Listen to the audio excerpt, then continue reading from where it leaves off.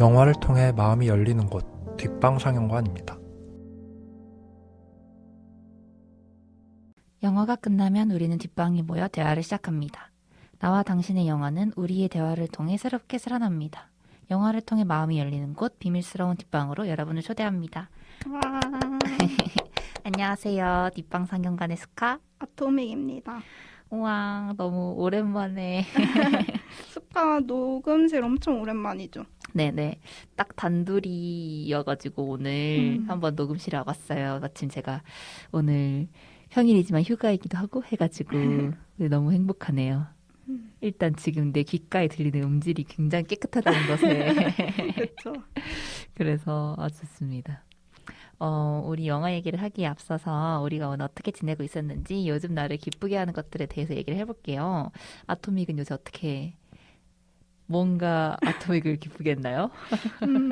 사실 녹음을 저번 주에 해가지고 그러네. 별다른 근황은 특별한 건 없고 제가 저번 주에 요새 이제 집 밖에 잘 안 나오니까 한 번 나올 때 모든 일을 처리한단 말이에요. 다들 많이들 그러실 거예요. 그래서 그날도 녹음하고서 제가 그날 저녁에 그 에모시네마에서 그 왕가희 감독의 부에노스 아이레스 제로 디그리, 그러니까 해피투게더 찍을 때 해피투게더에 관한 약간 다큐 같은 비하인드 다큐 같은 영화인데요. 그거를 보러 갔는데 그게 막 8시 반인가 되게 늦은 영화여서 그래서 막 광화문 쪽이라서 간 김에 교보문고도 가고 혼자 냉면도 먹고 이랬어요. 근데 제가 교보문고를 간 이유가 잡지를 사려고 간 건데 그 이번에 시네21의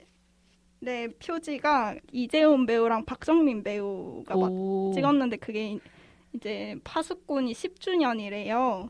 그래서 그거 기념해서 둘이 같이 찍어가지고 아직 제가 인터뷰를 다 보진 못했는데 되게 인터뷰가 재밌었고 둘이 이렇게 대화하는 그런 내용을 담고 있거든요.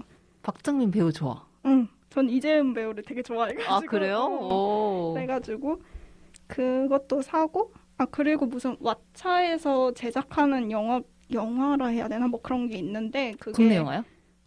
근데 그게 연출을 약간 배우들이 맡는 이렇게 옴니버스인지 아니면 시리즈물인지는 모르겠는데 아무튼 몇 명의 배우가 각자 이렇게 맡는 게 있나 봐요. 근데 이 두 배우가 각각 뭐를 하나씩 맡았다고 그러더라고요. 연출을. 그래서 되게 기대가 되고 또 이재훈 배우가 영화를 진짜 많이 보는 사람이더라고요. 제가 예전에 막 인터뷰 같은 거 봤을 때도 아는 영화도 많고 좋아하는 영화도 되게 많은 사람이라서 연출은 또 어떻게 할지 되게 궁금하고 또 그리고 이제 가는 길에 지하철역에 보통 그 비기슈를 많이 팔잖아요.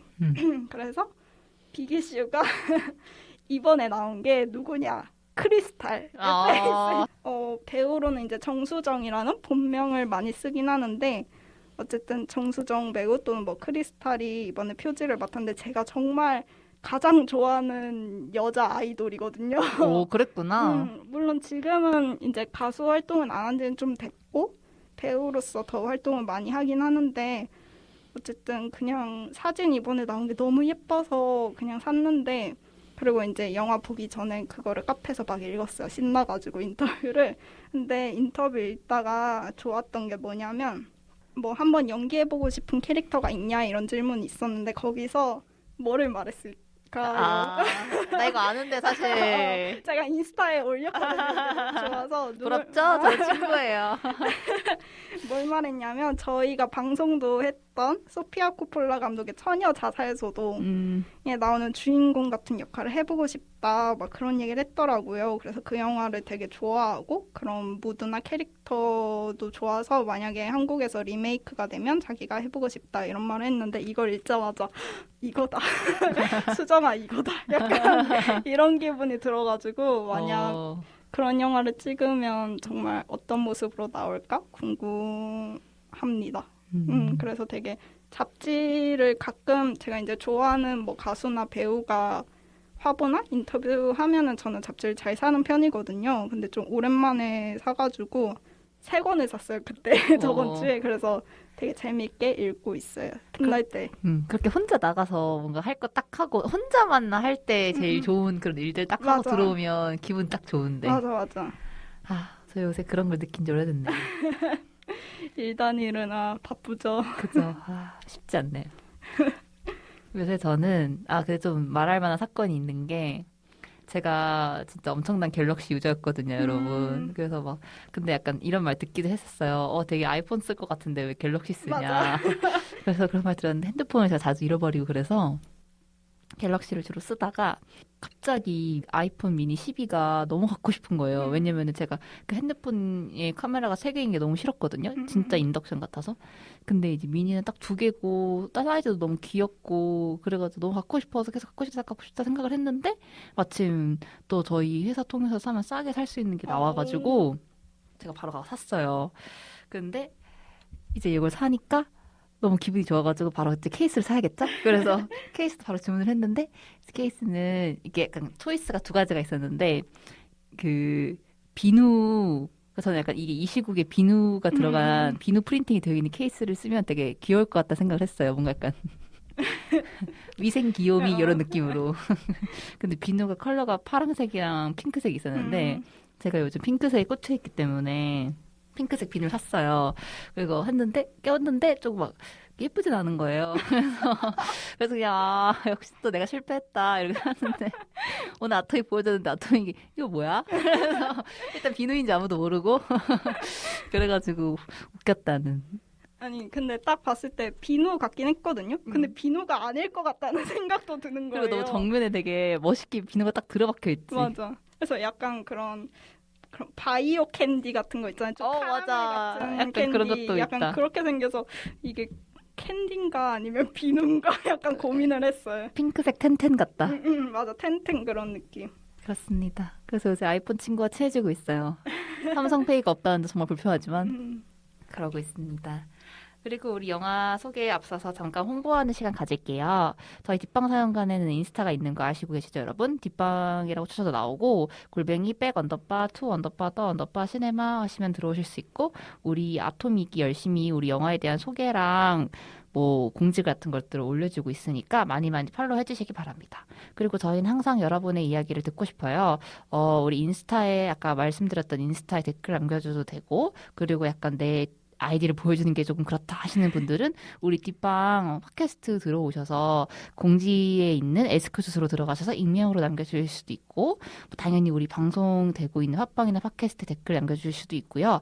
긴 사연 보내주고 싶으신 분들은 저희 인스타 주소와 똑같은 거에 이제 골뱅이 네이버닷컴 한 메일 주소로 긴 거 보여주시면 저희가 항상 편지도 감사하게 읽고 있으니까 여러분들의 많은 반응과 댓글 기다리고 있습니다. 항상 감사합니다.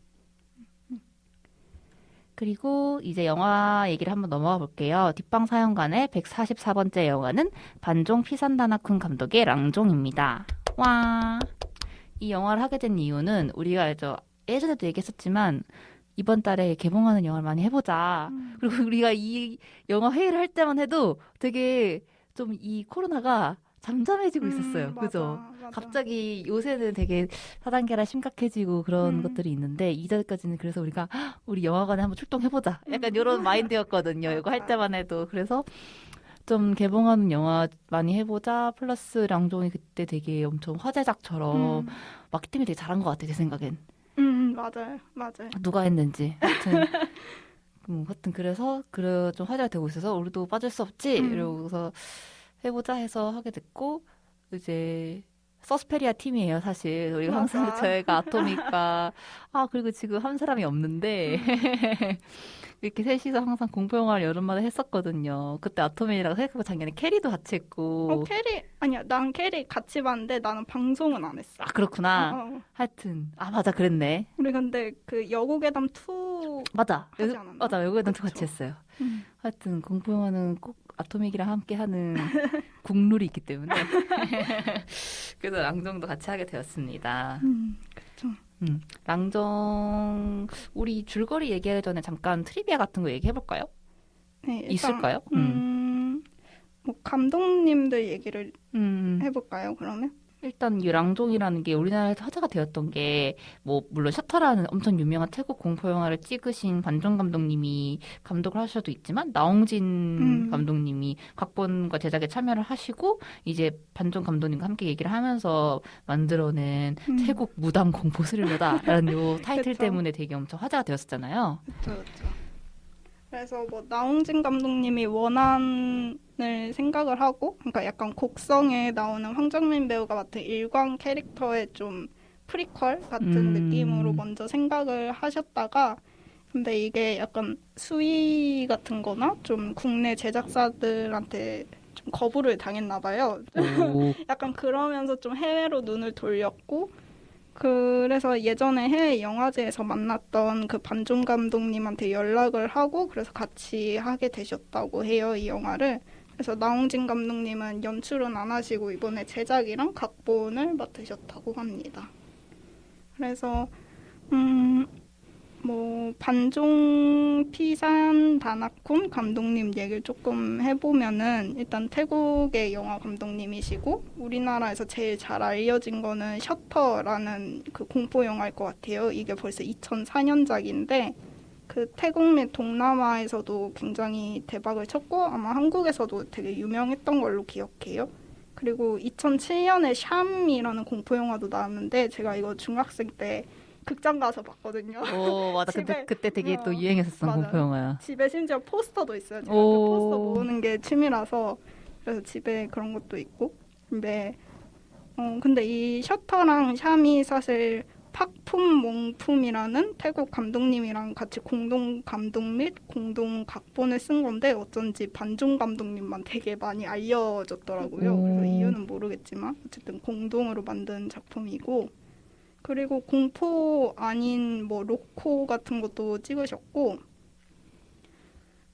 그래서 2010년에는 헬로 스트레인저라는 약간 로코를 찍으셨는데 그게 서울에 여행 온 태국 남녀의 이야기래요. 근데 이게 서울시에 좀 지원을 받아서 찍었는데 좀 내용이 별로였나 봐요. 약간 한국에 대한 편견 같은 게 많이 들어간. 그래서 우리나라에서 개봉은 하지 않았는데 좀 논란될 만한 한국인이 보면 기분이 좀 안 좋을 그런 내용들이 있었다고 합니다.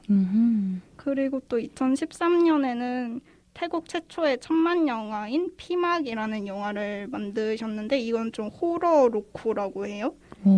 그래서 이따가 좀 랑종 얘기할 때 할 텐데 그 피라는 태국어가 귀신 뭐라 해야죠? 홀령? 막 이런 거를 뜻한다고 해요. 그래서 이것도 좀 그런 귀신 얘기라고 합니다. 그리고 2016년에도 뭐 원데이라는 영화를 했고 그 다음에 이제 5년 만에 신작인 랑종을 만드셨다고 합니다. 그리고 나홍진 감독님은 뭐 워낙 유명해서 그 뭐죠? 추격자가 이제 장편 데뷔작이시고 이게 청불인데도 500만을 넘었었다고 해요. 그때 그래서 되게 잘 됐는데 그 다음에 황해는 좀 흥행은 성적이 저조했고 그 다음에 이제 16년에 곡성이 나왔는데 이게 680만 그래서 곡성으로 엄청 대박을 쳤고 그래서 랑종이 더 기대를 많이 받았겠죠. 저도 그치. 좀 곡성 때문에 기대를 많이 했는데 근데 얘기는 더 이제 뒤에 해보고 근데 제가 감독님 뭐 이것저것 인터뷰랑 이런 거를 좀 읽었는데 되게 막 이런 좀 잔인하거나 무서운 영화를 많이 만드시니까 좀 상상이 안 갔거든요. 이 감독님의 뭐 성격이라던가 그런 배경이. 근데 얘기 인터뷰하는 거 들어보시면 되게 아티스틱한 분인 것 같은 거예요. 일단 전공이 공예과를 나오셨는데 그 미술에 딱히 관심이 있던 건 아닌데 선생님들이 얘는 그림을 시켜야 된다 약간 이러셨대요. 그래서 디자인과 갈 성적은 안 돼서 좀 공예과로 갔는데 근데 딱히 뭐 공예를 엄청 하고 싶은 느낌은 아니었고 약간 만화가가 되고 싶다 해서 만화 그런 작업실 같은 데 들어갔는데 거기서 막 일을 하다가 그 인터뷰 한 것 중에 눈이 많이 내리는 날에 머릿속에 영상이 돌아가는데 정지된 프레임만 그리고 있다는 게 억울하더라 이런 얘기를 하시더라고요. 그래서 그렇게. 그냥 나 그만할래 하고 나가서 뭔가 그런 영상을 고스란히 담아내고 싶다는 생각에 광고 프로덕션에 들어가셨대요. 그래서 광고 일을 하다가 이제 아무래도 근데 광고는 좀 광고주의 입맛에 맞춰야 되는 경우가 많으니까 그럼 나 영화를 해야겠다 해서 한예종에 들어가고 와. 그래서 아마 30이 넘으셔서 영화 공부를 본격적으로 하셨을 거예요. 그래서 공부를 하시다가 이제 감독 데뷔를 하셨다고 합니다. 되게 고집 있으신 분이네. 보통 분은 아닌 것 같아요. 보통 분은 아니지. 그리고 또 감독님 인터뷰 중에 제가 기억에 좀 남는 게 이건 곡성 때 인터뷰인데 나홍진 감독의 꿈에 대해서 뭐 얘기를 하다가 하신 말씀이 시간이 오래 흘러 내 필름이 바다 위를 둥둥 떠다니다가 어느 외딴 섬에 도착하는 겁니다. 그래서 한 소년이 그 필름을 보는 것이죠. 그리고 영화에 대한 꿈을 꾸는 겁니다. 이런 말을 하셨더라고요. 되게 약간 영화들과 되게 상상이 안 가는 얘기여서 좀 신기했어요. 신기하네 진짜. 그래서 그 감독님 단편 중에 2005년에 나온 완벽한 도미요리라는 단편이 있거든요. 이게 아마 유튜브에 있었던 것 같은데 저도 옛날에 봐서 기억은 잘 안 나지만 이것도 되게 블랙 코미디고 약간 감독님의 그런 좀 엄청 디테일하고 완벽주의자 같은 성격이 캐릭터에 좀 나오는 그런 예라서 되게 그러니까 자기 얘기가 나오는구나. 약간 재밌었어요, 이 영화. 그래서 유튜브에 혹시 있을지 모르니까 찾아보시고 있으면 보시는 거 추천드립니다. 오. 감독님들 얘기는 이 정도? 배우는 이번에 그 여자 주인공 민 역할을 한 배우가 신인 배우죠, 완전히. 그런 것 같아요. 완전 이 영화로 데뷔한 신인 배우고 나릴야라는 이름을 갖고 있고 그리고 여기서 님 역할을 했던 배우가 되게 연극계에서 엄청 유명한 배우라고. 맞아요. 근데 연기를 잘 하시더라고요. 맞아.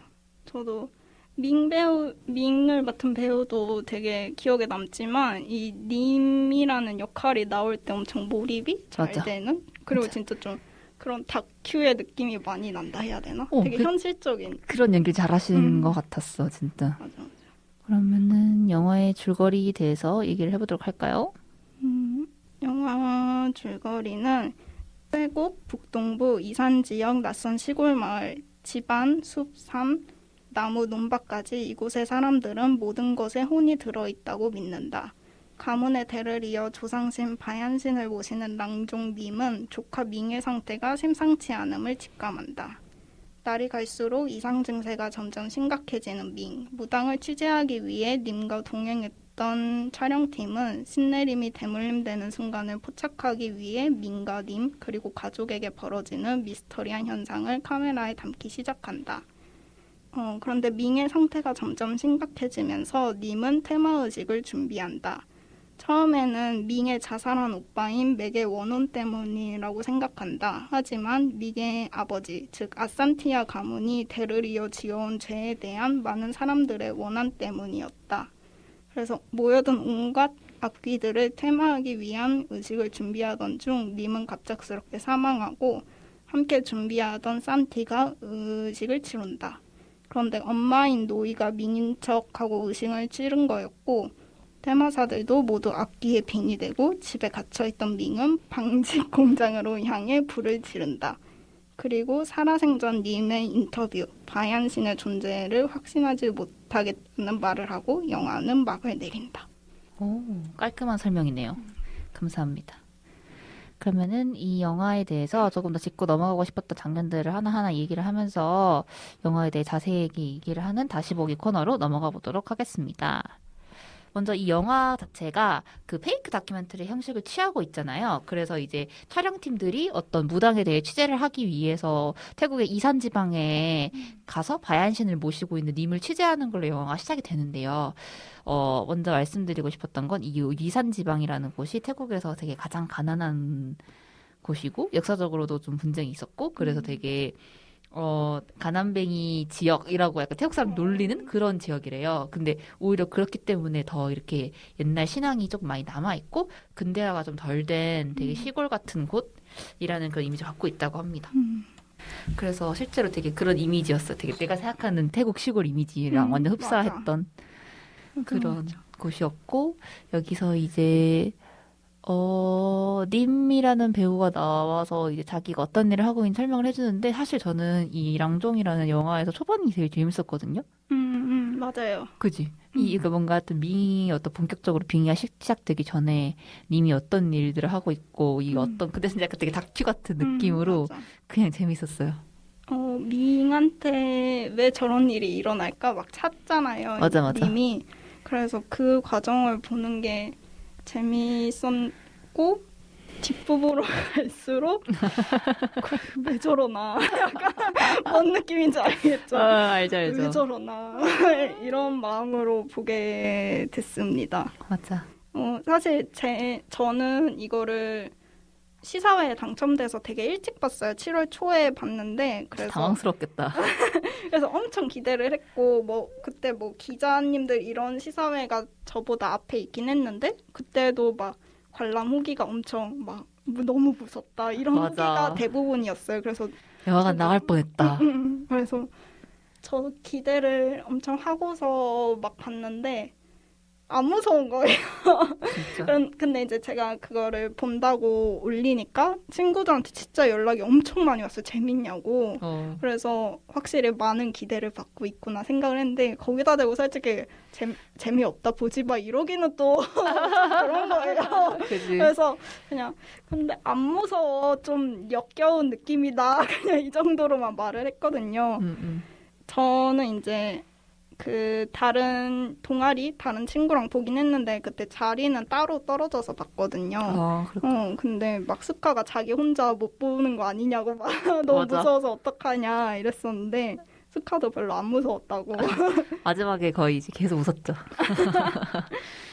오히려 전 초반 부분이 되게 흡입력이 있었어. 그래서 막 사람들이 초반엔 지루할 수 있다 이런 평들이 많더라고요. 아, 진짜? 그래서 저는 오히려 그건 아니고 되게 엄청 몰입감 있었고 초반에 엄청 재밌게 봤어요. 그런 태국 이런 것들 궁금하잖아요. 우리가 흔히 알고 있던 한국의 무당 얘기가 있는데 제가 가장 좋았던 포인트는 그 태국에서는 여기 마을이 진짜 그렇게 믿고 있는 게 풀과 나무에도 다 영혼이 있다. 그래서 되게 영화에서도 보면 되게 바람 사운드를 많이 쓰거든요. 그래서 되게 막 풀이랑 나무 것들이 화난 것 같았을 때는 바람을 많이 이용해서 그런 게 나오는데 하여튼 그런 자연에도 다 혼이 있어서 자연을 해치면 다시 자연도 나한테 결국 뭐가 다 안정에 돌아온다라는 걸 믿는 게 사실 우리나라에서는 되게 흔한 그런 믿음은 아니잖아요. 근데 그런 게 태국에도 있다는 걸 좀 보여줘서 좀 좋았던 것 같아요. 그런 시각이 조금 신선해서. 맞아.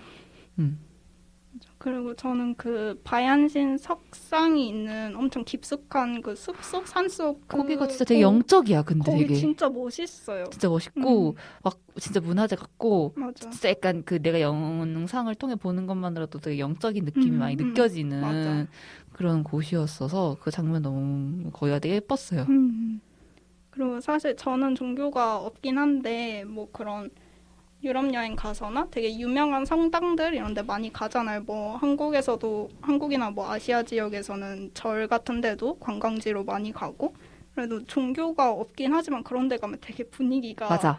뭔가, 압도되는 게 있어. 뭔가 되게 누군가 지켜주는 것 같기도 하고 막 이런 느낌을 받잖아요. 그래서 그 산속에 바얀신 있는 곳에 보면은 저 그런 느낌이 스크린인데도 약간 느껴지는 그래서 그 장면은 굉장히 좋았습니다. 그리고 근데 뭐 얘기하다 이게 나지? 초반이 좋았다. 근데 마냥 좋진 않았죠. 왜냐면 밍을 다루는 게 사실 이게 논란이 많이 됐어요. 그 이제 시사회들 좀 하고서 막 인터넷에 그런 강아지 개를 죽이는 것 그리고 여성을 묘사하는 것에 대해서 엄청 비판이라 해야 되나 막 이런 장면이 나온다 막 보지 마라 이런 글이 막 돌았어요 이제.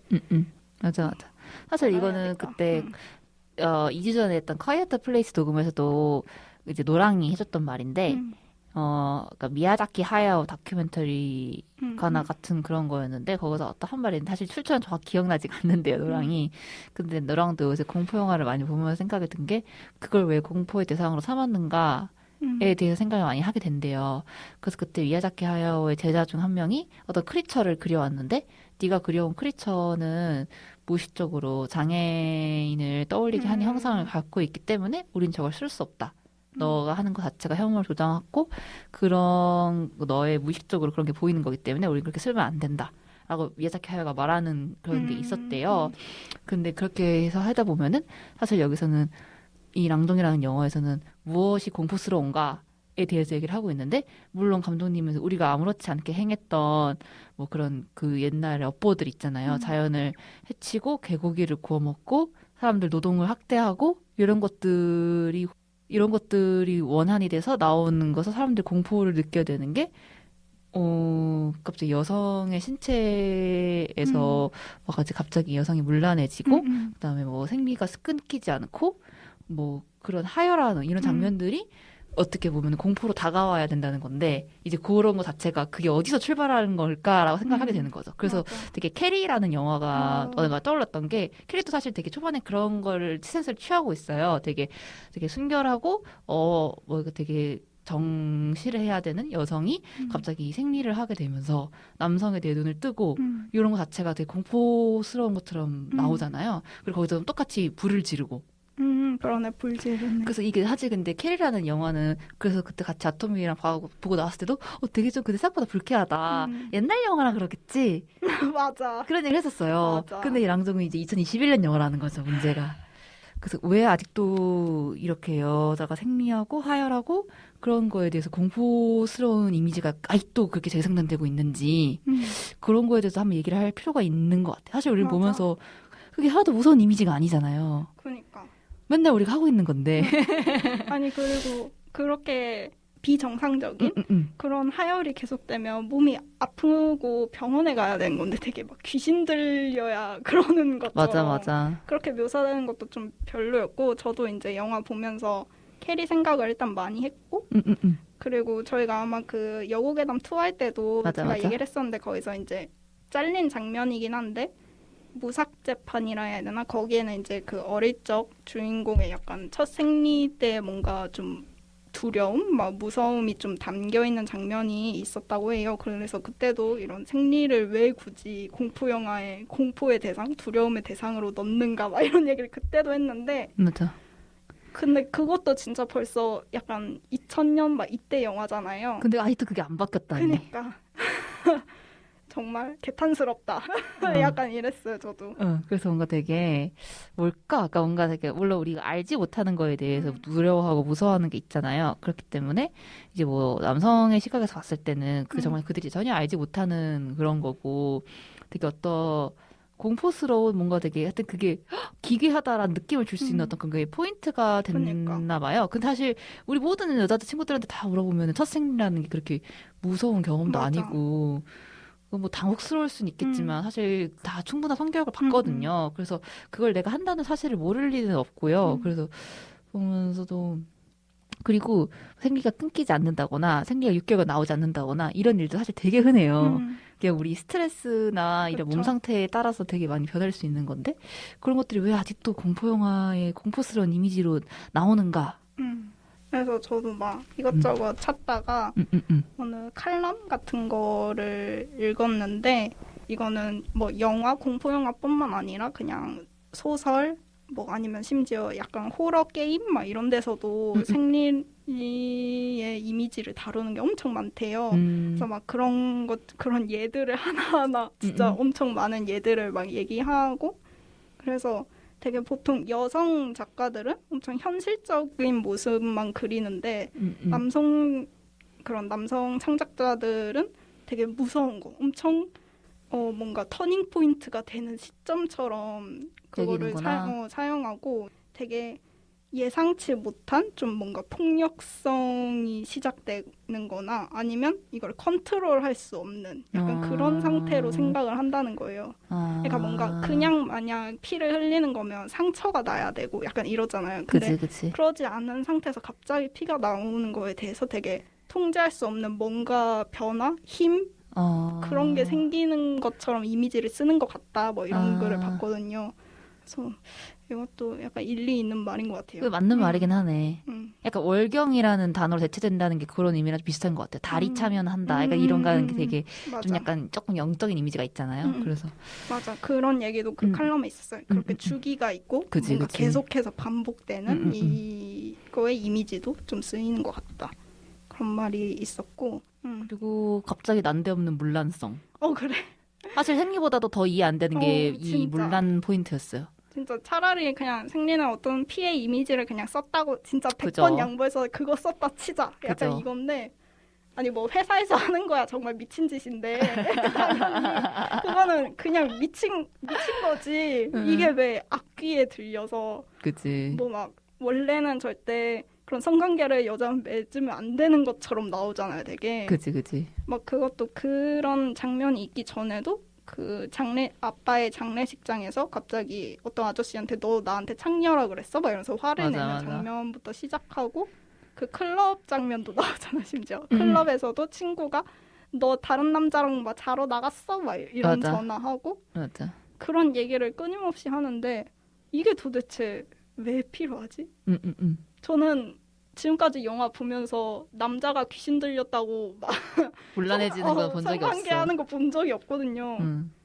진짜 불필요한 설정이라고 생각해요. 그러면은 그런 사람들은 다 귀신 들린 상태이고 정상적인 상태는 그렇지 않다는 그런 게 약간 진짜 어떻게 보면 되게 그러니까 뭐 옛날 이미지인 거죠. 근데 사실 그런 이미지가 사실 뭐 나홍진 감독님도 각본을 다 쓰시고 참여를 하신 거니까 빠져나갈 곳은 없긴 맞아, 한데 맞아. 그리고 태국 감독님도 약간 그런 시각을 되게 그 태국이 그런 보수적인 게 또 남아 있구나. 똑같이 이런 생각도 들고 맞아. 그리고 그랬네요. 저는 또 굉장히 기분 나빴다 해야 되나? 굉장히 별로였던 컷 중에 하나가 이제 그 갑자기 엄청난 양의 하혈이 시작됐을 때 그때 막 화장실로 밍이 뛰어가는데 그치 카메라의 시선이 진짜 별로지. 진짜 그게 만약에 그런 다큐멘터리가 아니고 그냥 정말 그 영화를 찍는 그 카메라라고 생각해도 되게 기분 나쁜 시점이잖아요. 몰래 그치. 보는 문틈으로 보는 그 시점이니까. 근데 거기 이 영화에서는 심지어 진짜 사람이 그걸 찍고 있는 설정이잖아요. 그치. 그게 너무 기분이 나쁜 거예요. 그래서 나는 사실 이 영화의 가장 큰 단점이 그 페이크 다큐라는 방식을 취했다는 거라고 생각을 하거든요. 그래서 사실 이 영화에서는 페이크 다큐를 취한다면은 정말 다큐멘터리 일적인 정신으로 너가 몰입을 하기 때문에 밍이 카메라를 들지 않는 이상 그런 자세하고 자극적인 장면을 우리가 볼 수 있는 길은 없어요. 근데 그걸 그렇게까지 남성 카메라맨이 쫓아다니면서 걔를 쫓는다는 게 그래서 나중에는 밍이 왜 카메라맨 죽일 때 사실 좀 통쾌했어요. 그리고 엽기적이고 말도 안 되고 허술하고 근데 그 개연성의 허술함이 다 그 페이크 다큐라 설정에서 오는 것 같거든요. 왜 거기까지 카메라맨이 그러니까. 그래서 왜 이렇게 자기들 목숨보다 저걸 이걸 찍기 위해서 진짜. 그런 생각이 계속 끊임없이 들면서 이 영화에 그러니까 되게 너무 우스워지는 포인트들은 다 결국 거기서 오더라고요. 그래서 그런 형식을 취한 게 참 잘못되지 않았었나 이런 아쉬움이 들어요. 사실 그냥 페이크 다큐라는 형식이 없었어도 그냥 잔잔하게 흘러갔어도 괜찮았을 거라 생각이 들거든요. 저도 왜 페이크 다큐라는 형식을 취했는지 진짜 보면서 이해가 안 되는 거예요. 왜냐면 페이크 다큐가 이제는 그렇게 신선한 맞아. 그 하지도 기법이 않아. 아니잖아요. 얼마나 많아요, 그게. 그런데 이거를 굳이 왜 페이크 다큐로 했냐 혼자 고민했어요, 영화를 보면서. 그래서 이제 마지막 중에 이제 그 방직 공장에서 막 그런 난리가 터지고 이제 밤에 그게 다 밤에 이루어지잖아요. 그래서 밤에 야간 모드 보여주려고 그랬다. 저는 혼자 결론 내렸어. 그렇게. 아 그러네. 야간 모드 보여주려고 이거 그치. 페이크 다큐 찍은 거네. 약간 이 생각이 들더라고요. 아 웃겨.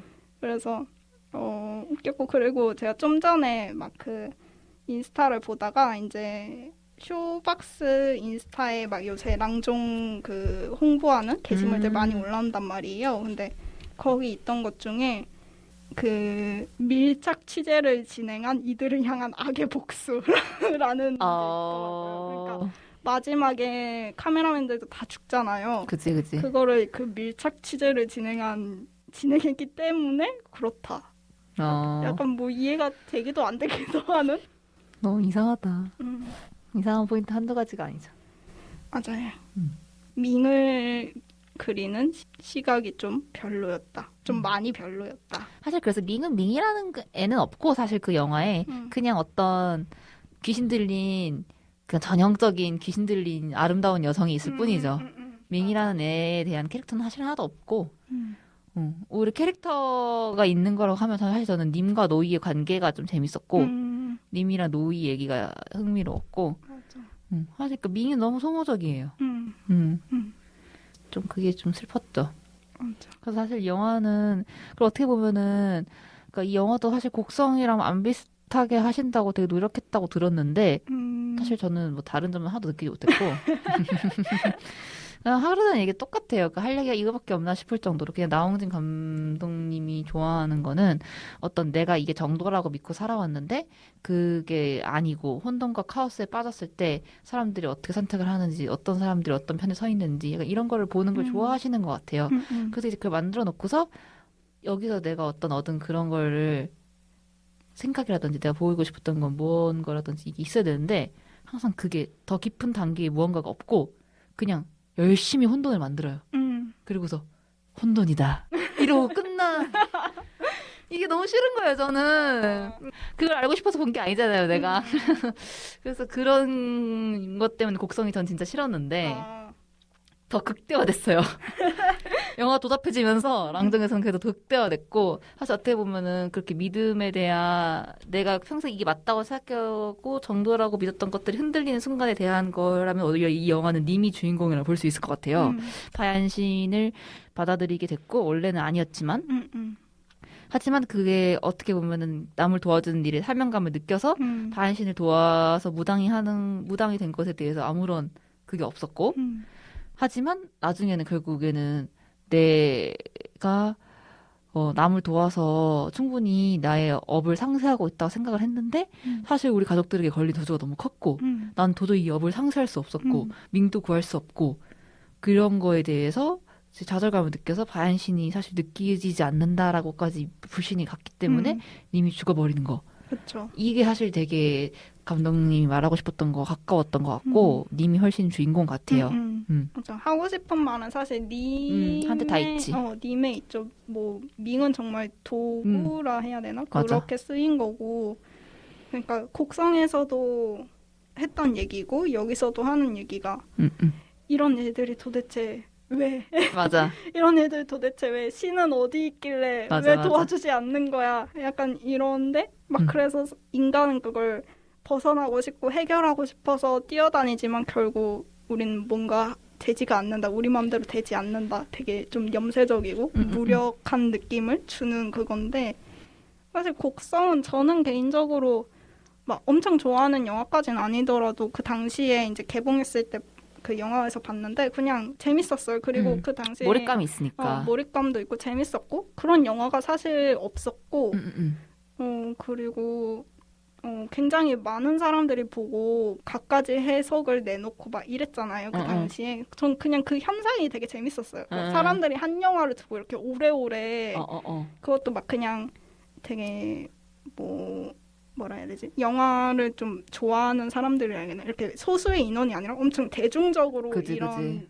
그 토의라야 토론이 벌어졌잖아요. 그래서 뭐 그냥 이런 현상이 재밌다. 나홍진 재밌는 사람이네. 약간 이렇게 생각을 했거든요. 근데 곡성은 보면서 쟤는 왜 그랬을까? 저건 뭘까? 그냥 궁금해졌어요. 저는 영화 보면서. 근데 낭종을 보면서 아이씨. 그래서 한숨이 나오지 영화 보면서. 아유 알기도 싫어. 약간 이런 느낌이 되는 거죠. 그래서 좀 많이 실망스러운 영화긴 합니다. 사실 제일 짜증났던 거?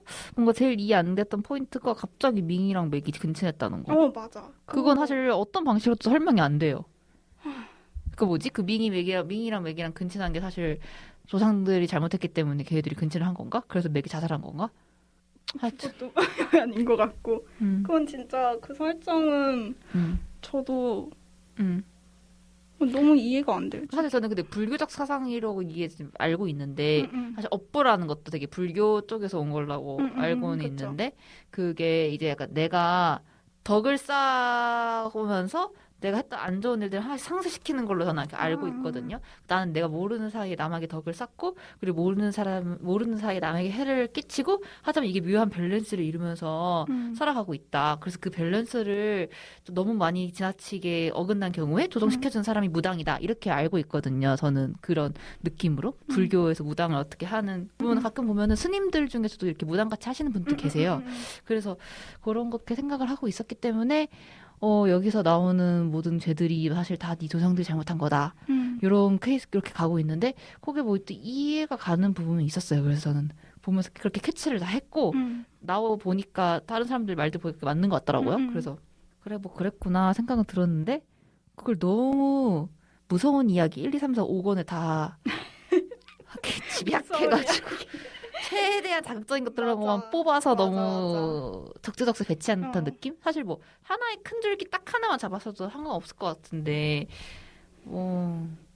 너무 여러 가지를 답답하게 섞어 놓으셔가지고 맞아. 처음에 약간 신업 같은 데는 이제 무당이랑 랑종을 계속 이어오는 그 엄마 쪽의 그런 가문의 얘기다. 이게 사실 신업으로는 많이 나왔잖아요. 근데 영화를 보면은 사실 아빠 쪽은 죄가 있어서 맞아. 원한이 몰린다. 그러니까 좋은 신을 원래 물려받을 애가 원한을 받게 돼서 뭐 그런 그치. 얘기인 거잖아요. 그치. 근데 뭐 그것까지는 오케이. 근데 맥이 그러니까 오빠인 맥에 자살까지 넣은 것까지는 뭐 자살도 그래. 죄라고 보는 그런 종교적인 게 시선이 많으니까 있으니까.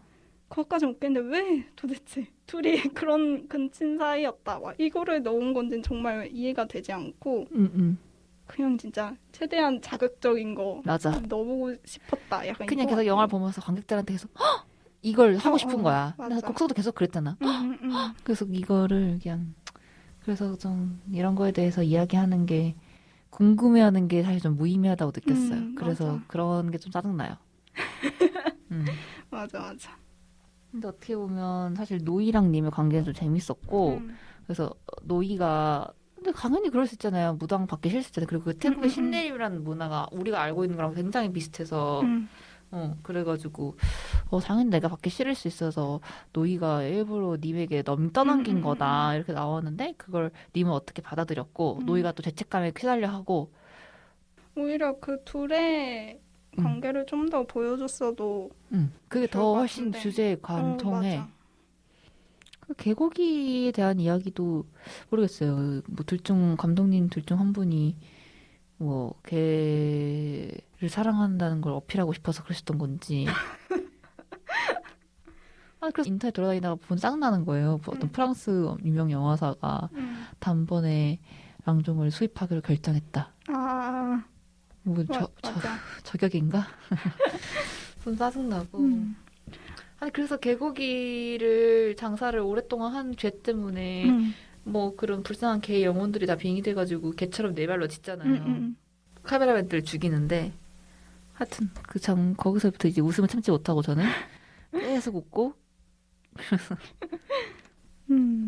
저도 사실 그 강아지 심지어 키우는 강아지를 럭키라는 강아지를 죽인다는 설정이 막 인터넷에서 아까 말했듯이 되게 막 그런 거 나오니까 보지 마 이런 식으로 엄청 얘기가 나왔단 말이에요. 근데 저는 뭐 아니면 영화적으로 필요한 거면 당연히 들어갈 수 있지.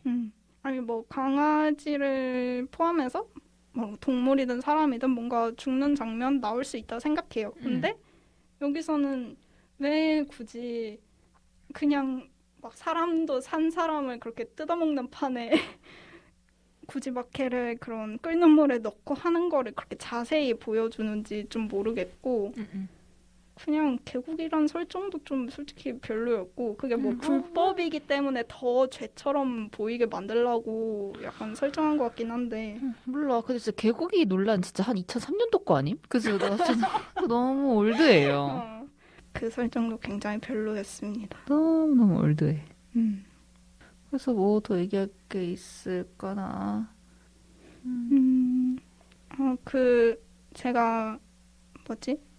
그 태국의 귀신 얘기 이런 거는 솔직히 전혀 모르니까 좀 찾아봤거든요.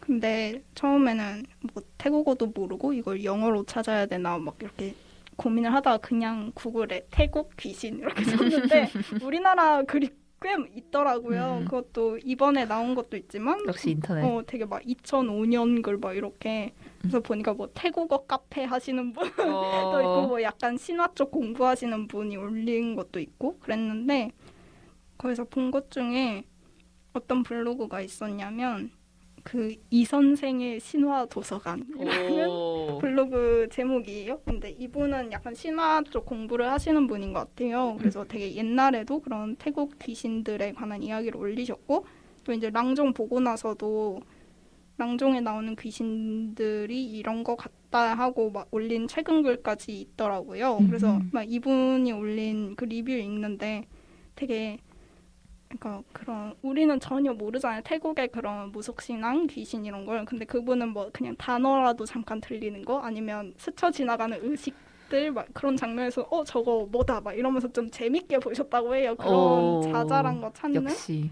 그래서 역시 아는 만큼 보인다.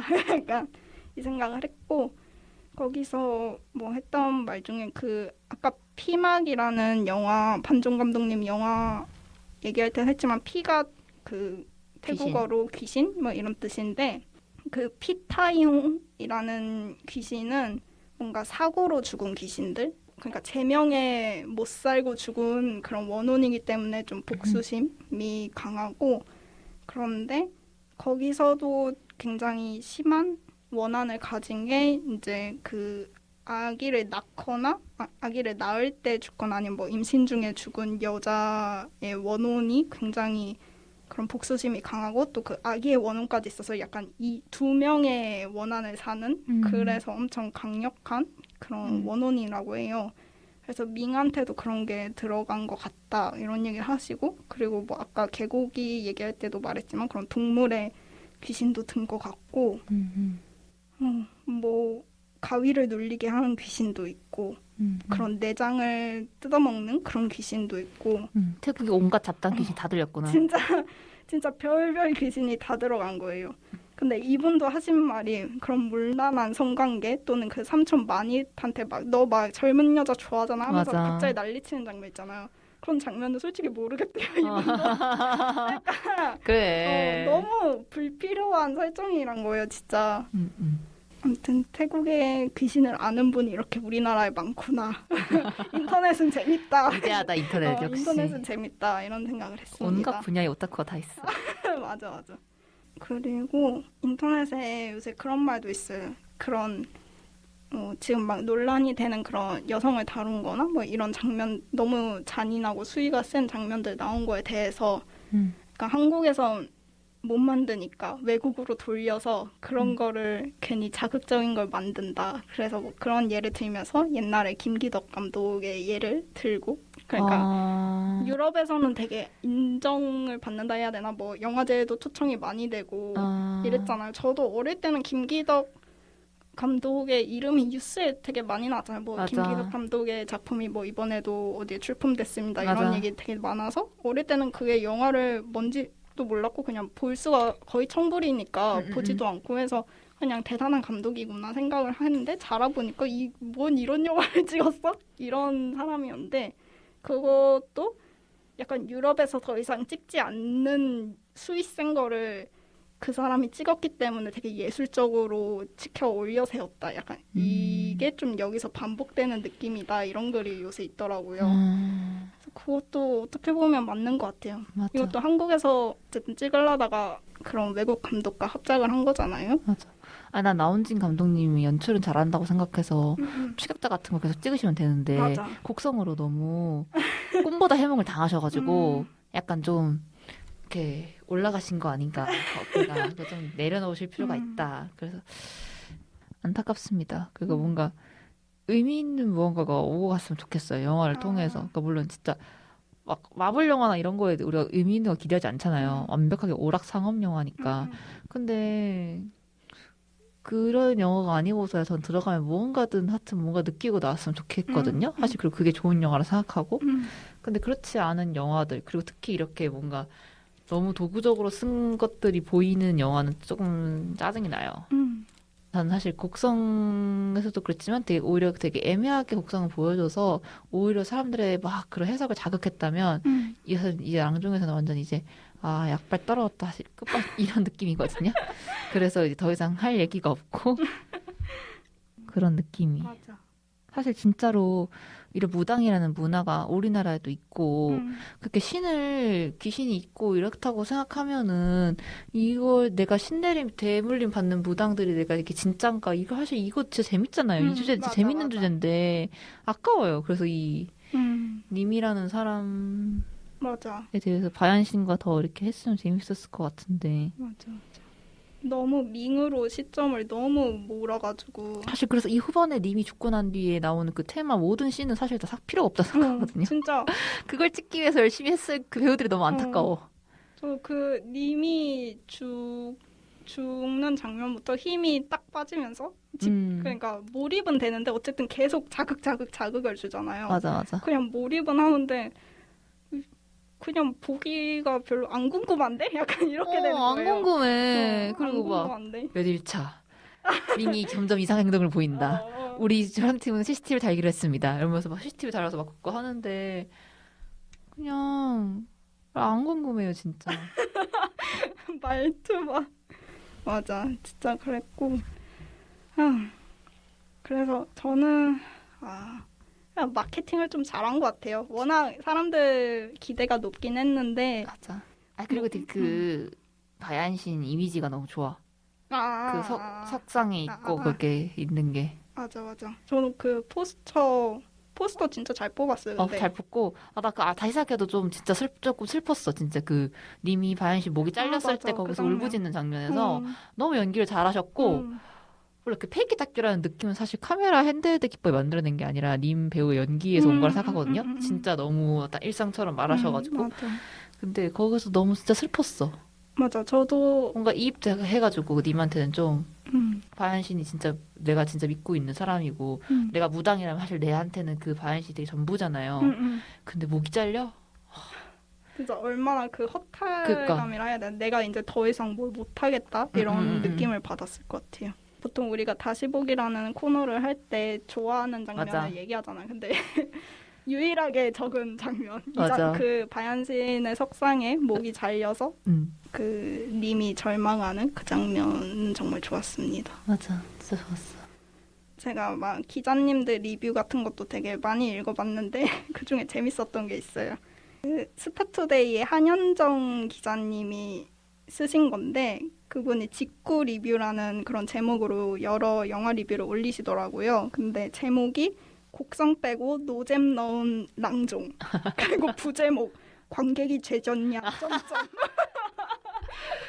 그러니까 약간 내가 무슨 죄를 지었길래 이걸 웃겨. 보는 업보를 견뎌야 하든가. 그래서 이제 마지막 그 리뷰의 마지막이 뭐냐면 악행을 저지르는 것에 모두 벌하고자 한다. 관객은 그 긴 러닝타임 동안 벌만 받다 나오는 형국에 이른다. 그래. 완전 맞아. 진짜 웃겨. 아니 이 기자님 그 리뷰가 되게 재밌더라고요. 그 전문을 읽진 않고 그 목록에 있는 거 그 되게 제목이랑 부제목이 너무 웃긴 거예요. 되게 노빠꾸네. 그래서 다른 것도 몇 개 제목을 봤는데 공감 1도 없는 사랑하고 있습니다. 부제목 동감하는 건 성운의 비주얼뿐. 너무 웃긴 거야. 웃겨. 그래서 되게 재밌는 분이다 싶었어. 웃기네. 근데 정말 공감하는 리뷰였어요. 이 직구 리뷰. 대박. 더 하나 말하고 싶은 게 아까 말 못했던 건데 걔가 하면서 나타나는 증상이 생리가 끊이지 않고 더 플러스 막 밑이 빠지는 것 같이 아프고 거기가 아프다 했잖아요. 사실 그게 너무 일반적인 생리통이잖아요. 정말 모두가 겪고 있고 나도 매달 겪는 건데 그게 되게 갑자기 귀신 걸려서 하는 것처럼 너무 막 하면 안 되는 행동처럼 나와서 난 저거 매달 하는데 그럼 나는 지금 도대체 몇 귀신이 몇 년째 들려있는 상태인 겁니까? 이런 말 하게 되는. 맞아요. 여러모로 참 아쉬운 아쉽지도 않아. 그냥 싫은 영화였다. 그러네요. 더 여기서 할 얘기가 없겠죠? 네. 그들 각자 영화관 코너 들어가서 이 영화가 나한테 어떤 의미를 지니는지 얘기를 해봅시다. 의미? 글쎄요. 죄짓지 말고 잘 살라는 건지. 그러니까. 뭐 그냥 나는 역시 이 감독이랑 안 맞는다라는 걸 다시 한번 느끼게 해준 영화랄까? 마케팅의 힘이 큰 영화였다. 저는 그렇게 생각해요. 심지어 그 롯데시네마에서는 겁쟁이 상영을 했어요. 아, 아세요? 근데 불쾌 보면 진짜 웃을 것 같은데 더. 그래서 그 겁쟁이 상영이 뭐냐면 그 공포 영화를 잘 못 보시는 분들을 위해서 불을 켜고 또 그런 이어 플러그 같은 거를 증정해서 보는 그런 거를 했는데 저는 근데 이게 곡성이 아니라 랑종이 무섭다는 걸 강조하는 거기도 하지만 롯데시네마의 그 LED 상영관에서 하는 거거든요, 이게.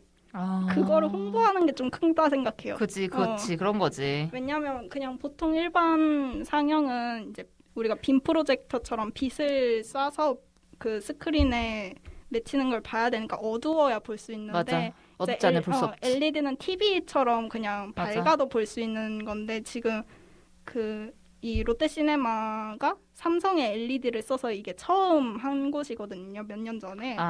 그러네. 그래가지고 저는 그 홍보가 좀 큰 것 같아요. 맞아. 기술의 발전은 좋죠. 맞아. 근데 불 켜고 보면 진짜 안 무서울 텐데. 아니, 불 꺼도 별로 안 무섭고 웃긴데 켜고 보면 진짜 웃길 텐데. 모르겠습니다. 근데 벌써 손익분기점은 넘었다고 해요. 그러니까 하여튼 성공한 거죠, 어떻게 보면 그렇죠, 마케팅적으로. 그렇죠. 만약 안 보시고 이걸 들으시는 분이 있다면 뭐 저희가 결말까지 다 얘기했으니까 굳이 안 보셔도 될 것 같고 맞아. 그래도 궁금하시면 뭐 보시면 되고. 맞아. 아니 뭐 이런 영화도 있을 수도 있지. 맞아. 뭐 보고 난 그래도, 말고는 자기 마음이죠. 그래서 사실 저도 뭐 아무리 이런 영화라고 해도 몰입감도 있었고 얻어갈 맞아. 것도 있고 저도 태국 이런 것 되게 우리랑 비슷하구나. 근데 풀과 나무에도 귀신이 있고 이런 것도 다 좋았던 점도 분명히 있어요.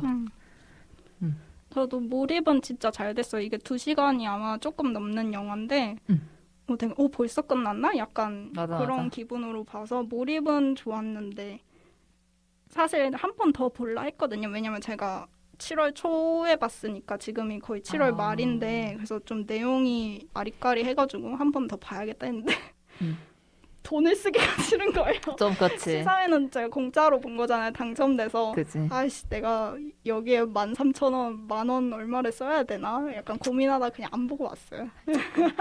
그 정도입니다. 뭐 표가 생기면 보시길. 요새 쿠폰도 많이 뿌리던데요. 맞아. 영화 멀티플렉스 앱에서. 그치. 휴, 그렇습니다. 오늘 녹음 어땠어요? 그래도 재밌어. 아토믹이랑 녹음한 게 되게 오랜만이고죠. 그죠? 오랜만이어서 좋았고 우리 또 항상 공포영화 하는 메이트기 때문에 다음엔 진짜 공포를 한번 해보고 싶네요. 진짜 무서운 공포. 또 그랬고 재밌었고 오랜만에 녹음실에서 하니까 더 좋고 그러네요. 아토믹은 어땠나요? 저도 사실 그동안 팟캐스트 하면서 별로인 영화에 대해서는 사실 얘기를 안 했던 것 같거든요. 왜냐면 보통 고를 때부터 좋아하는 영화 맞아. 위주로 하니까. 그리고 뭐 이런 점은 좀 별로였어요. 이 정도에서 끝났지. 이 영화 정말 약간 이런 적이 없었단 말이에요. 근데 뭐 이것도 나름 재밌네요. 신랄하게 그냥 싫은 거 싫다 얘기하는 거. 맞아. 그래서 오늘은 그냥 진짜 숙화랑 놀러 맞아. 나온 만난 그게 더 목적인 느낌으로 왔던 것 같아요. 만담회. 심지어 제가 항상 노트북을 챙겨오는데 보통 녹음할 때 오늘은 이면지에 종이 한 장 들고 왔거든요. 근데 재밌었습니다. 이런 영화도 있는 거죠. 맞아. 이런 영화도 있는 거지. 지금 나홍진 감독님이 비판을 잘 새겨 들으시고 만약 다음 영화를 하신다면 보완을 하시길 바랍니다. 그러면은 우리 이번 녹음을 여기서 마무리해볼까요? 네. 상영이 끝났으니 계단 조심하셔서 천천히 나가시길 바랍니다. 다음 영화도 기대해 주세요. 안녕. 안녕.